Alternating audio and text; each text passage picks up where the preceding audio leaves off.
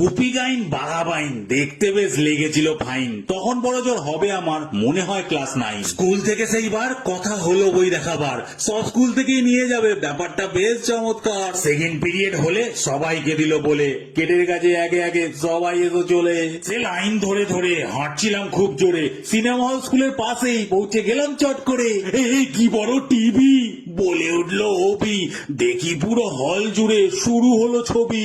দেখি এক পলকে কি বড় লাগছে লোকগুলোকে, পেট্রোলের সাদা ট্যাঙ্কের মতো লাগছে দেখি মূলকে। ভূতের রাজা দিচ্ছে বর, বুক করছে ধরপর, কি ভালো যে লাগছে, বুকে উঠছে যেন ঝড়। কি মায়াবী জুতো, মজা লাগছে এত, হুন্ডি বলে এখানে সেখানে চলে যাচ্ছে সে তো।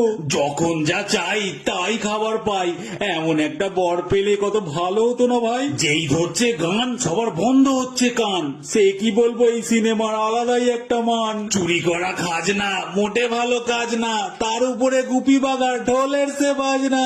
সেই প্রথম হলে দেখা, প্রথম কিছু শেখা, প্রথমগুলো মনে রয়ে যায় এরম আলাদা করে রাখা।